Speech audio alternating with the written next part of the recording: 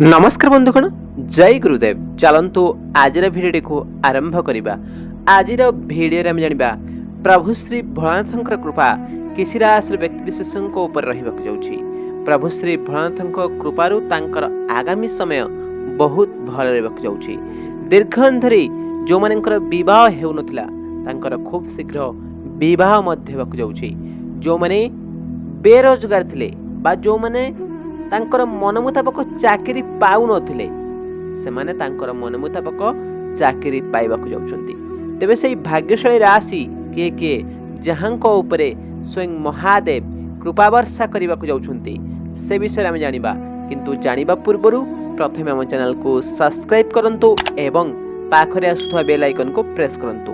ता सहित comment box रे सहृदय रे हर हर महादेव निहाती लिखंतु।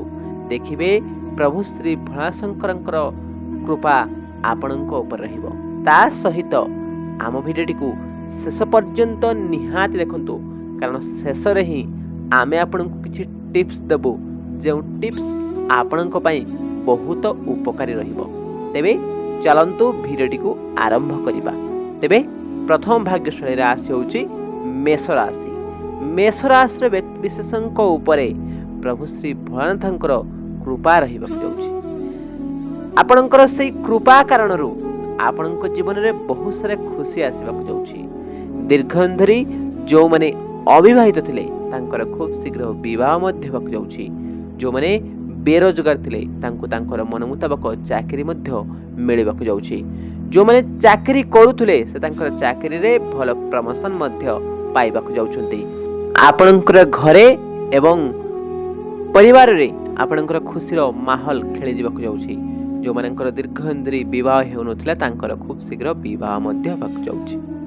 जो माने प्रीवियस दिन रे कोनसी कोर्ट कचेरी मामला रे टेंशन रे रहिथिले से सब आपणकर समाधान मध्य होबाक जाउची। आपणकर आगामी समय बहुत भल रहबाक जाउची। आपणकर आगामी समय बहुत आहुरी भल करिबा पई आपण प्रत्येक सोमवार दिन कौन से शिव मंदिर जातु एवं सेठारे प्रभु महादेव को बेलपत्र अर्पण करंतु। देखिबे एहा करिबा द्वारा आपणकर बहुत उपकार रहिबो। तेबे द्वितीय भाग्यशाली राशि होछि मिथुन राशि। मिथुन राशि व्यक्ति विशेषक उपरे प्रभु श्री भोलाशंकर कृपा रहिबाक जाउछि। जो कारण आपणकर आगामी समय बहुत भल रहिबाक जाउछि।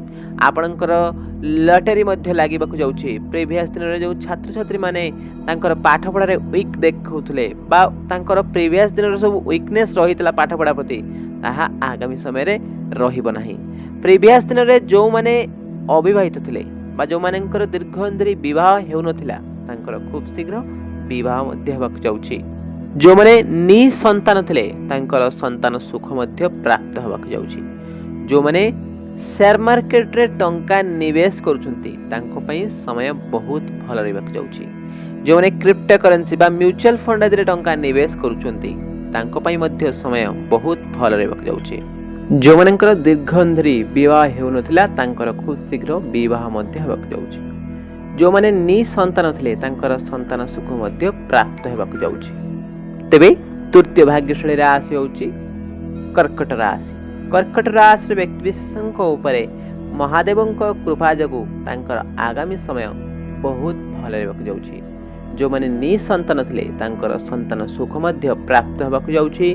जो माने दीर्घ धरि जो मानकर विवाह हेउनथिला तांकर खूब शीघ्र विवाह मध्य होबाक जाउछि।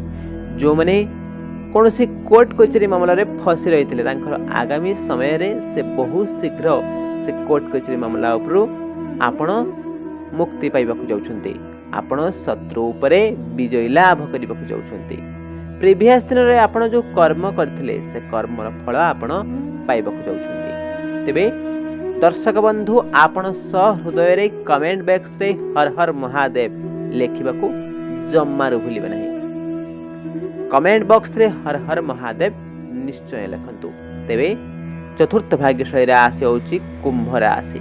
कुंभ राशि व्यक्ति विशेषक उपरे प्रभु श्री भोलाशंकर कृपारू आपणकर आगामी समय बहुत खुशी रहिबाक जाउची। खुशीर समय आपणकर आगमन हेबाक जाउची। प्रिवियस दिन में जो मानकर बह होता तांकर खूब शीघ्र बह जाऊँगी।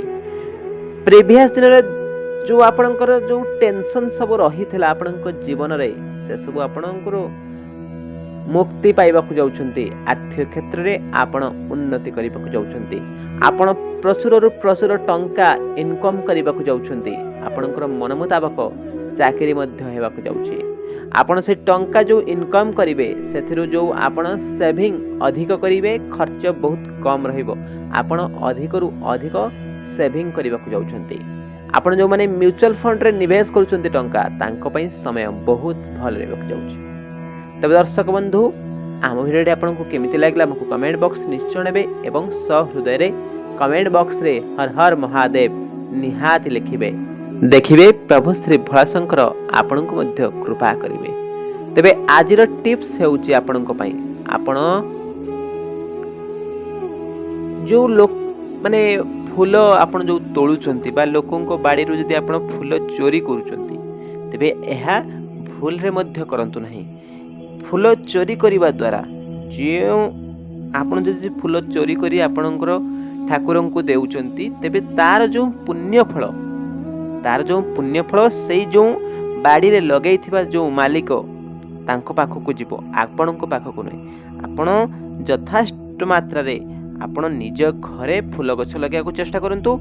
जदि न लगई पारुचंती बा जदि न लगौचंती तेबे तांको बाड़ी रे जदि आणुचंती तेबे तांको तांकर अनुमति नहीं आपण फूल आणंतु। देखिबे एहा करिबा द्वारा आपणकर बहुत मंगल रहइबो। एहा द्वारा आपणकर जो पुण्य फल आपणको ही प्राप्त हेबो तांको नुहे। जदि आपण चोरी करूचंती तेबे तार पुण्य फल तांको प्राप्त होइथाय आपणको नुहे। तबे दर्शक बंधु आम भिडियोटी आपनको केमिति लागिला कमेंट बॉक्स रे निश्चय जणाबे एवं सहृदय रे कमेंट बॉक्स रे हर हर महादेव निहाती लिखिबे। देखिबे प्रभु श्री भोलाशंकर आपनको मध्य कृपा करिवे।